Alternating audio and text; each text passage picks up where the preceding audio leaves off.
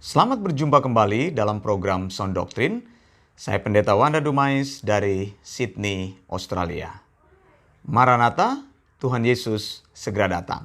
Saudara yang dikasihi Tuhan, saya ingin menyampaikan beberapa argumen yang penting mengenai persepuluhan dan saya harap engkau memperhatikan argumen-argumen ini. Karena argumen ini banyak beredar di masyarakat umum ya. Jadi kita perlu melihat dan memahami argumen ini untuk mengetahui apa sebenarnya yang perlu diteliti atau dipahami dari setiap argumen ini. Satu, persepuluhan tidak pernah digunakan untuk membangun rumah Tuhan. Sekali lagi, kalau Tuhan bicara di dalam Maleakhi 3, 8-10, persepuluhan itu adalah persediaan makanan di rumah Tuhan, dibawa ke rumah perbendaharaan. Rumah perbendaharaan itu adalah house of treasure. Jadi beda dengan bait Allah ya, beda dengan tabernakel. Di tabernakel ada ruangan-ruangan khusus untuk menyimpan persepuluhan. Lalu persepuluhan itu dipungut dari hasil tanah Israel dan hasil ternak di Israel. Jadi hanya berlaku di Israel. Jadi kalau orang panen di Israel, tanahnya itu harus tanah yang kudus di Israel. Jadi maksudnya tanah di Israel dan persepuluhan itu dipungut dari situ. Hasil ternak yang di tender di situ atau di ternak yang dipelihara di Israel itu yang dipungut persepuluhan, tidak dipungut dari tempat lain. Apakah orang Israel yang tinggal di luar Israel bisa membayar persepuluhan? Tidak. Orang Israel juga tidak menerima persepuluhan dari bangsa-bangsa pagan.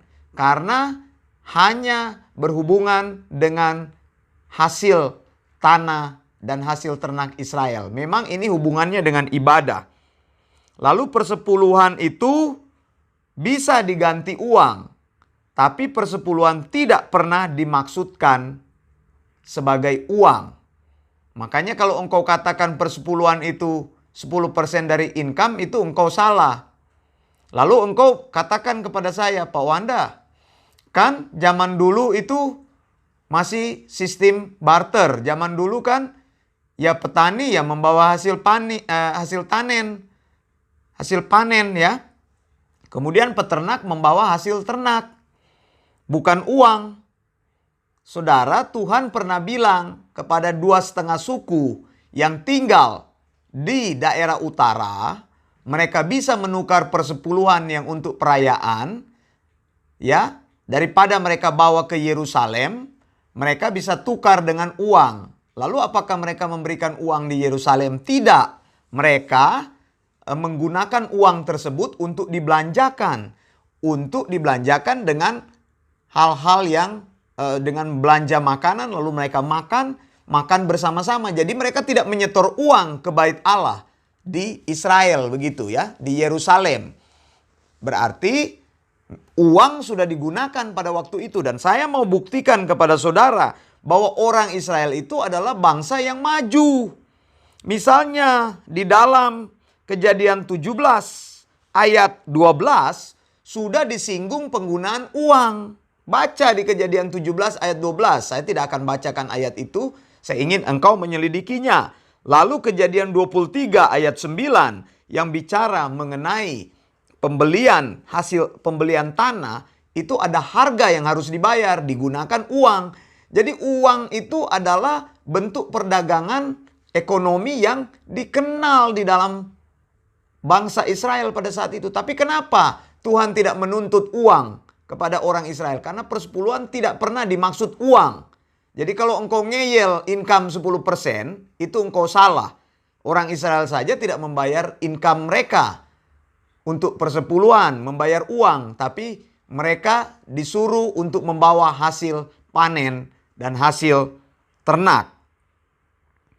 Ada banyak ayat-ayat itu, bisa Keluaran 23 ayat 11, membayar denda di bait Allah, Keluaran 21, Keluaran 22, lalu Keluaran 30 ayat 12, kemudian Imamat 27, 3-7, kemudian teks Bilangan 3 ayat 47, kemudian Ulangan 14 ayat 26, kemudian Ulangan 22 ayat 29. Selidiki ayat-ayat itu. Ayat-ayat itu bicara tentang uang. Kalau sudah diberlakukan sistem uang, ekonomi uang di Israel, berarti uang itu bukan menjadi masalah. Prinsipnya yang harus dilakukan dengan betul, yaitu persepuluhan, hasil panen, hasil tanah, dan persepuluhan itu hasil ternak.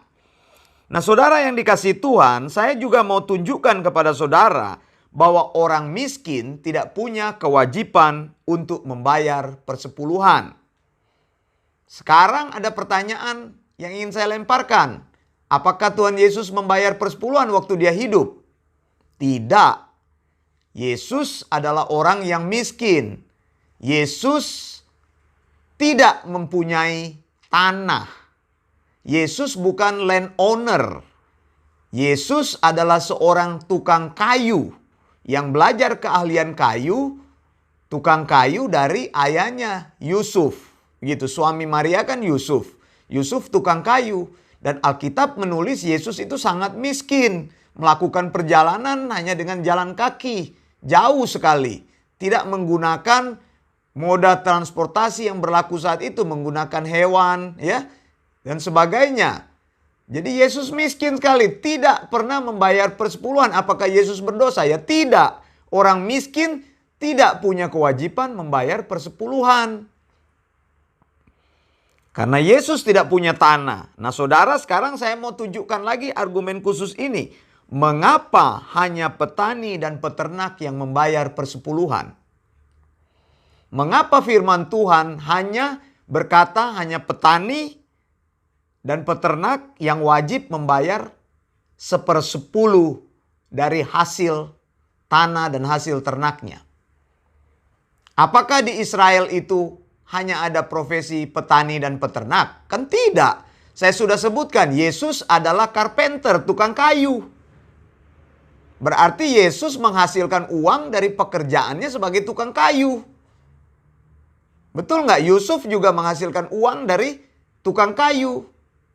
Kemudian Petrus dan saudaranya Andreas adalah nelayan yang menghasilkan uang dari melaut.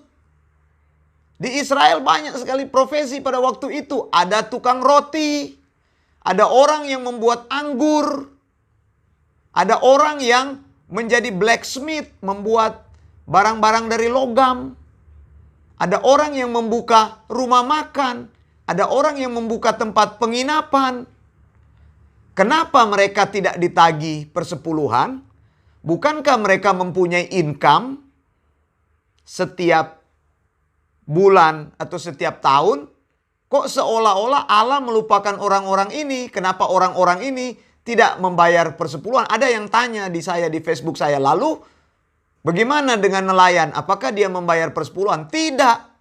Tidak ada perintah kepada nelayan untuk membayar persepuluhan.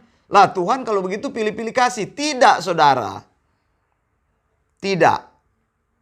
Allah menuntut persepuluhan dari pemilik tanah dan pemilik peternakan karena mereka dianggap mendapat berkat langsung dari Allah, dari tanah yang ada di Israel. Jadi berhubungan langsung dengan Allah.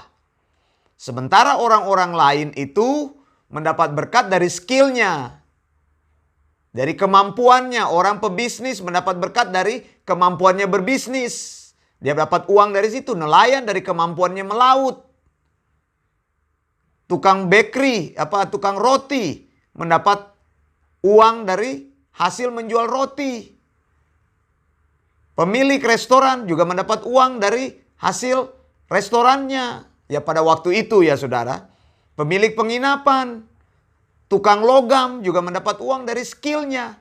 Mereka tidak dituntut untuk membayar persepuluhan. Yang dituntut Allah hanya orang yang mempunyai tanah dan menghasilkan peternakan. Jadi menghasilkan hasil dari ternak yang mempunyai peternakan. Jadi saudara yang dikasihi Tuhan, ini harus dipahami dengan jelas bahwa bukan Allah membedakan orang, tapi memang prinsipnya seperti itu. Begitu. Tukang kayu mau bawa kayu ke bait Allah? Ya tidak.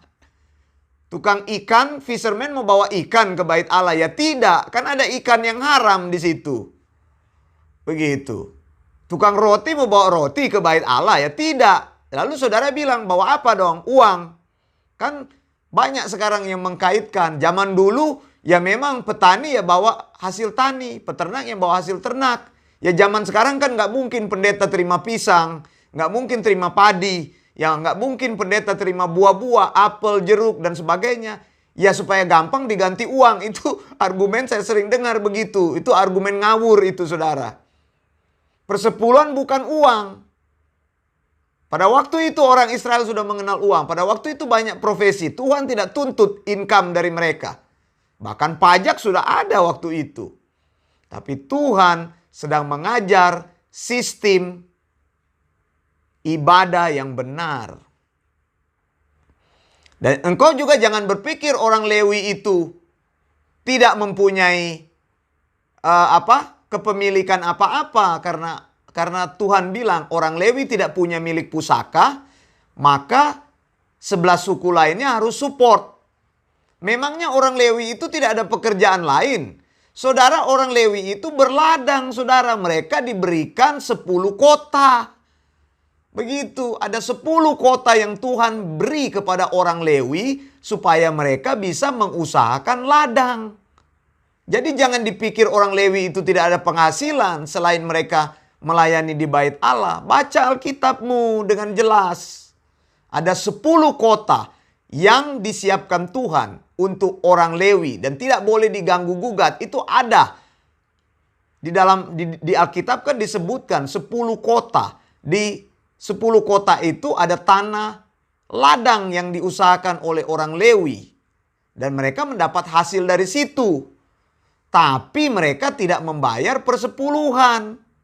Karena mereka adalah suku Lewi. Mereka dibebaskan dari kewajiban pajak untuk rumah Allah. Kan persepuluhan adalah pajak. Begitu. Ingat 10 kota itu. Lalu ada kota-kota juga yang disebut dengan kota-kota. Jadi refugee city. Kota-kota perlindungan. Kan Allah pernah bilang seperti itu. Kalau ada pembunuh kasusnya belum diputus. Supaya menghindari dia terbunuh karena dendam dari orang lain, lari di situ, dia akan dilindungi di kota-kota itu, refugee city.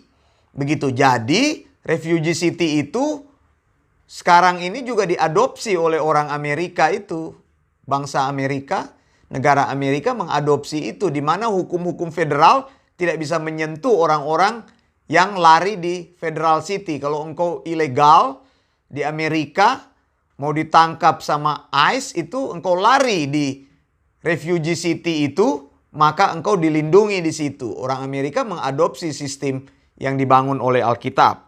Nah, saudara yang dikasihi Tuhan, jadi jelas di sini dari argumentasi-argumentasi ini bahwa persepuluhan itu kalau mau dipakai sistem Mosaic Law, engkau mau menegakkan itu, Mosaic Law itu memang bukan uang.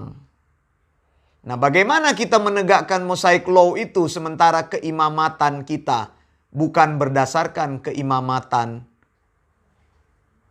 Harun, tapi keimamatan Yesus. Orang percaya tidak hidup di bawah hukum Taurat. Saya sudah bilang hukum Taurat itu, misvot itu ada 613 misvot. Engkau lalai salah satu misvot, engkau melalaikan semua hukum Allah. Engkau dianggap bersalah. Makanya kebenaran kita hanya ada di dalam Yesus. Jadi tidak boleh membangun kebenaran Mosaic Law untuk dibawa ke dalam perjanjian baru. Menegakkan hukum persepuluhan.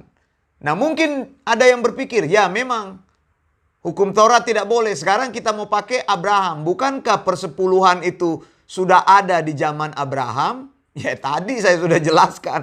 Dan saya sudah jelaskan dalam beberapa pokok video khotbah bahwa Abraham hanya memberikan 10% spoil of war. Bukan 10% income Abraham. Tidak pernah dicatat bahwa Abraham memberikan 10% income-nya. Hanya 10% spoil of war karena itu adalah hukum perang yang berlaku pada saat itu. Pajak 10% diberikan kepada raja setempat. Dalam hal ini Melkisedek. Begitu. Abraham tidak memberikan 1/10 kepada Tuhan. Gitu. Abraham memberikan persepuluhan kepada Melkisedek. Lalu mau pakai sistem apa di gereja? Mau pakai sistem Yakub. Yakub belum mempunyai sistem keimamatan. Yakub tidak membutuhkan imam yang lain karena Yakub adalah keturunan Abraham. Keturunan Abraham, Ishak dan Yakub. Mereka orang yang disebut orang beriman. Orang beriman itu adalah imam atas dirinya sendiri. Jadi di zaman Abraham, di zaman Ishak dan di zaman Yakub, orang-orang ini membuat altar sendiri. Mereka mempersembahkan korban kepada Allah sendiri. Mereka tidak mempunyai pengantara yang lain. Ini sistem hampir sama dengan sistem sekarang. Di gereja kita adalah imamat yang rajani. Jadi kalau ngeyel mau pakai sistem ini, maka engkau harus betul-betul terapkan. Ya saya adalah imam atas diri saya sendiri. Kalau imam berarti engkau penerima persepuluhan. Bukan justru membayar persepuluhan. Nah saudara yang dikasihi Tuhan, prinsip-prinsip ini penting saya mau sampaikan. Untuk membantah pengajaran persepuluhan yang salah dan error itu. Pengajaran sound doktrin akan mengajar firman Allah berdasarkan tafsiran hermeneutik yang tepat. Sound doktrin, ajaran yang sehat. Didaskalia hygienose, ajaran yang benar, ajaran yang tanpa error, ajaran yang alkitabiah, tanpa kuman, ajaran steril, ajaran yang sehat, ajaran yang dari Tuhan. Dilakukan dengan eksegesis yang benar, bukan esegese. Bukan sudah ada prakteknya baru cari-cari firmannya, dukungan ayatnya. Saya Pendeta Wanda Dumais dari Sydney, Australia. Maranatha, Tuhan Yesus segera datang. Blessings.